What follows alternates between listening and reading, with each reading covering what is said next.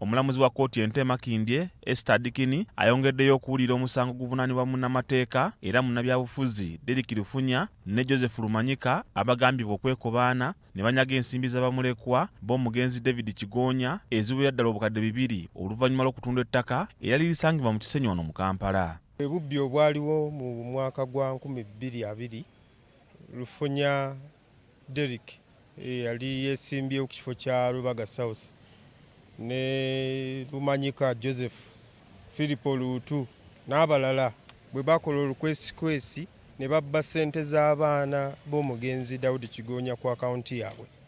Mu kutunda okw'olukujjukujju okwaliwo mu Mengo Kisenyi, abakulu bano nga be bamu ku baali ku namuyiika w'abantu abaatunda ettaka lya Daudi Kigonya mu Kisenyi.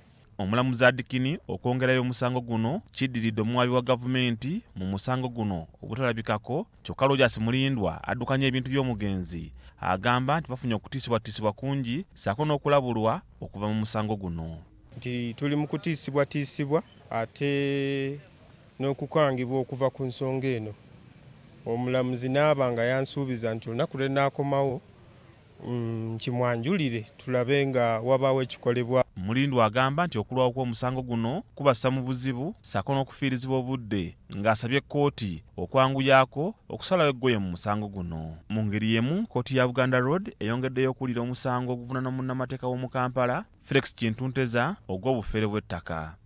He represents people who sell land, but in the actual sense he also cheats them. So he will take away your money and pretends as though he has given the sellers, but he never does. Such lawyers, abaloza and very prominent, they have the money so they'll keep cheating people and get away with it. Kiteeberezebwa nti ekitongole kisomesa abaana ku bwereere ekya Interlink Education Service kyawanteza ensimbi okubafunira ettaka, ensimbi n'azirya n'ettaka n'atalibagulira. Okusinziira ku Aida Nakachwa omu ku baddukanya ekitongole kino ekya Interlink Service okufaana obutanyagwa Kintunteza tagenda kubanyaga ku nsimbi zaabwe.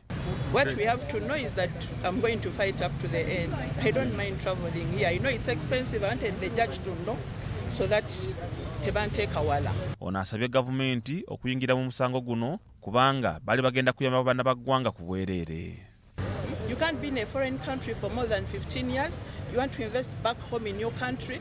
We wanted to build an international school here. Where the taka 10 years down the road, our dream is not yet done. Ono era agamba nti afuna okutiisibwatiisibwa okuva mu bantu bavunaana nga bamutiisa okumutuusaako obulabe.